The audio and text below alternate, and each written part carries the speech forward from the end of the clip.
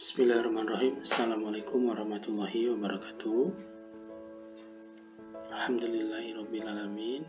Kita masih pada mata kuliah Manajemen Keamanan Informasi dengan tema kejahatan sistem informasi atau cybercrime.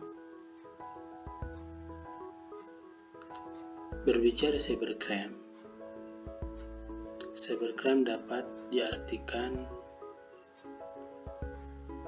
dengan kejahatan di bidang komputer yang secara umum dapat diartikan sebagai penggunaan komputer secara ilegal.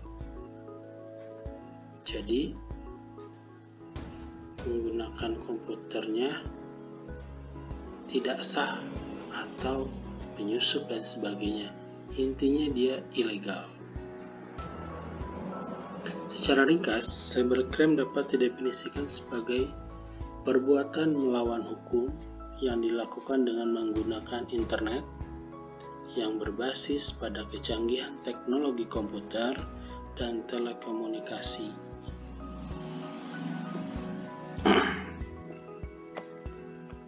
Cybercrime ini sekarang ini sudah menjadi kejahatan yang sering terjadi di kehidupan sehari-hari ini dan sudah banyak diberitakan kejahatan-kejahatan di dunia maya dengan menggunakan internet. Jadi untuk saat ini penggunaan internet ini sangat mudah. Di pedesaan, di pelosok pun sudah masuk sinyal internet, sehingga kejahatan-kejahatan atau cyber ini sudah mulai mengarah kepada pelosok-pelosok juga. Jadi di mana ada koneksi internet, di situ pasti ada kesempatan untuk berbuat kejahatan atau cyber. Berikut ini jenis cybercrime.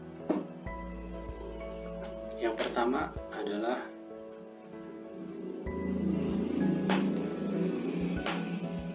unauthorized access. Jenis cyber ini adalah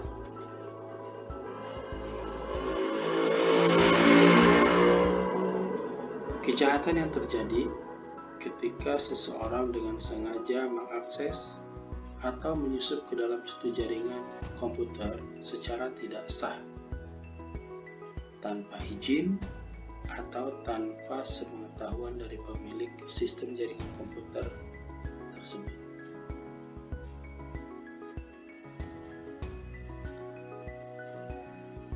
Unauthorized access ini bisa dicontohkan seperti membobol wifi.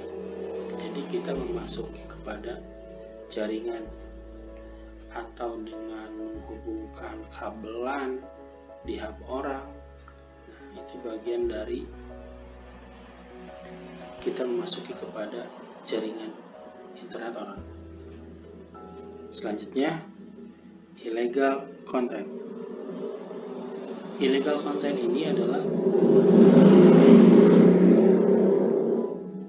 kejahatan cyber yang sangat paling tinggi.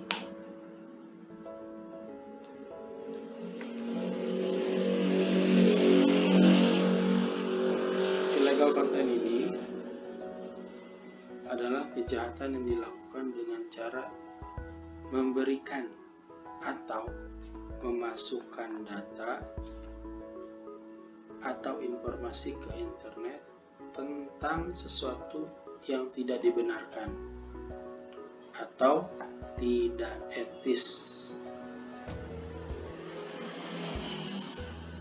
dan dapat dianggap melanggar hukum atau mengganggu ketertiban umum. Illegal content ini banyak sekarang seperti hoax. Banyak orang membuat berita-berita palsu atau informasi palsu atau black campaign itu sangat sering sekarang sering kita temukan. Dan ada yang lebih parah itu, yang tidak etis itu, seperti menyebarkan video atau konten-konten pornografi. Konten pornografi ini termasuk illegal content. Jadi di sini kita banyak sekali melihat iklan-iklan itu, banyak yang menampilkan kalau kita buka aplikasi yang tidak ada lisensinya atau free, itu kita sering menemukan iklan-iklan yang seperti itu, ada mengandung konten pornografinya. Oke, selanjutnya jenis cyber selanjutnya adalah penyebaran virus secara sengaja.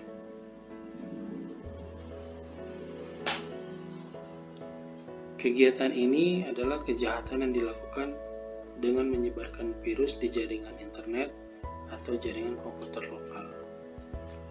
Pada umumnya dilakukan dengan menggunakan email, atau sekarang itu ketika kita mengunduh aplikasi yang free, itu kadang-kadang ada virusnya juga, makanya hati-hati.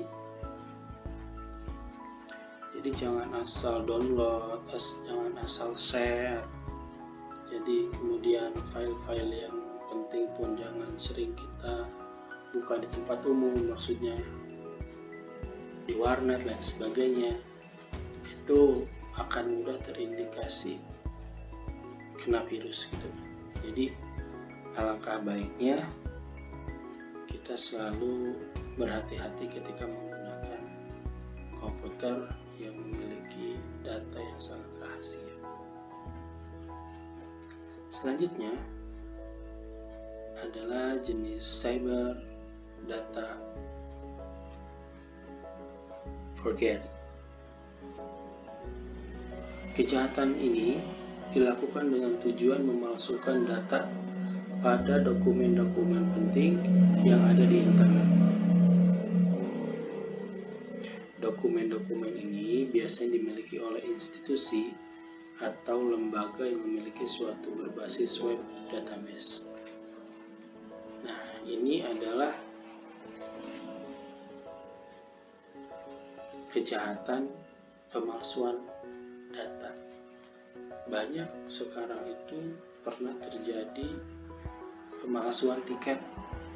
Jadi ada sebagian orang dengan kecanggihannya, dengan kepintarannya, dia masuk ke situs penjualan tiket, kemudian dia palsukan, dan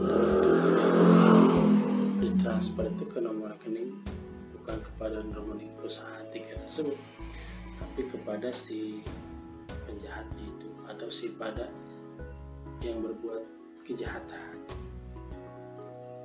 Jadi waspada ketika kita memiliki suatu sistem, di situ sangat penting itu hak akses, ada batasan-batasan.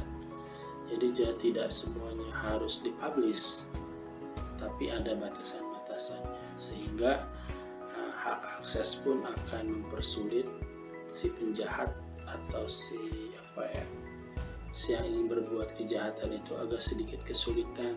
Jadi tidak terlalu often. Jadi kalau hak aksesnya misalkan ada anggota, misalkan ada sistem yang berkaitan dengan anggota, jadi anggota ini kan beda dengan eksternal. Jadi kalau eksternal dia mungkin hanya bisa lihat tampilan secara global, tapi kalau misalkan anggota, dia login di menu dia tuh kan bisa melihat. Nah, oleh karena itu data forgery ini bisa diantisipasi dengan hak akses. Selanjutnya adalah cybertalking. Kejahatan ini dilakukan untuk mengganggu atau melecehkan seseorang dengan memanfaatkan komputer. Sekarang ini marak juga terjadi. Contohnya, kita bisa ngebajak lewat akun Instagram atau ngebajak juga dari akun Facebook, ada lagi sekarang lewat akun WhatsApp. Jadi hati-hati, itu fungsinya dari password. Jadi password itu tidak boleh kita sebarkan, atau misalkan kita login di laptop kita, diupayakan sudahnya logout. Jadi jangan terlalu disimpan remember password, jangan. Itu akan berakibat fatal saat laptop kita rusak atau hilang. Itu akan mudah dikena cyber talking. Kemudian diantisipasinya itu, kita di sosial media saya sarankan jangan terlalu jujur. Jadi kayak misalkan di Facebook ini tanggal lahir, nomor telepon, semua dimasukkan, alamat secara lengkap, RT RW dimasukkan. Jangan, ada batasan. Cukup nama, menurut saya cukup nama ya, jangan terlalu banyak informasi pribadi yang dipublish. Selanjutnya adalah cyber jenis carding. Carding ini adalah kejahatan yang dilakukan untuk mencuri atau mencari tahu nomor kartu kredit milik orang lain yang digunakan untuk melakukan transaksi perdagangan di internet. Ini sekarang ini bisa selain kartu kredit ini ada misalnya akun sosial, akun penjualan online milik pribadi, itu pun bahaya. Apalagi seperti sekarang kita ambil contoh ShopeePay. ShopeePay itu kan dia kan itu bahaya juga kalau kita terlalu bisa diakses sama orang lain, bahaya. Jadi kita di sini harus berhati-hati. Jangan, intinya begini, kejahatan ini terjadi karena kita lengah menyimpan password, lengah nggak logon, itu akan mudah menjadi korban cyber.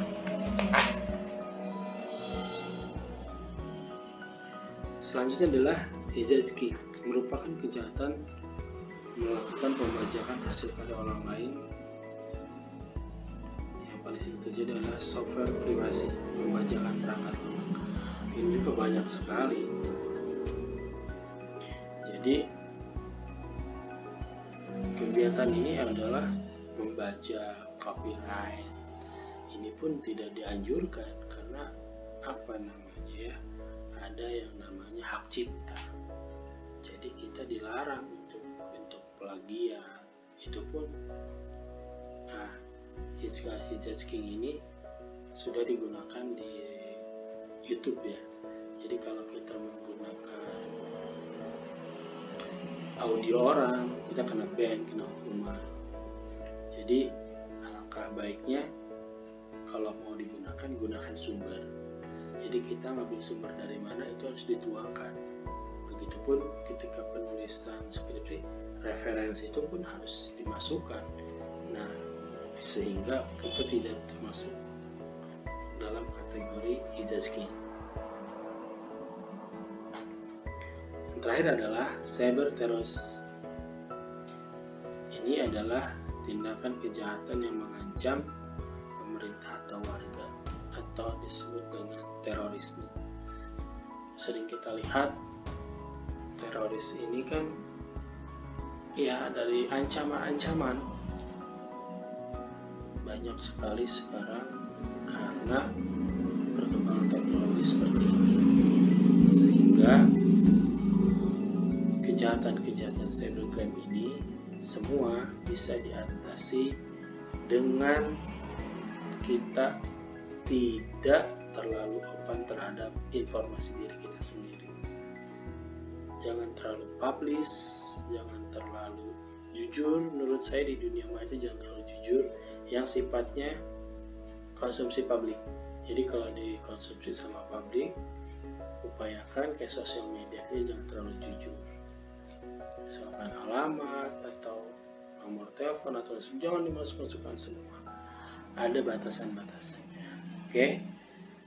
Demikian adalah pembahasan tentang kejahatan sistem informasi cybercrime. Selanjutnya, teman-teman silahkan disimpulkan dari materi yang saya jelaskan tadi, dibuat satu paragraf dari definisi di atas, dicari juga definisi menurut sumber lain. Dikerjakan dalam Microsoft Word, kirim ke blog, dan upload juga disiapkan untuk jawaban tugas. Demikian, terima kasih. Assalamualaikum warahmatullahi wabarakatuh.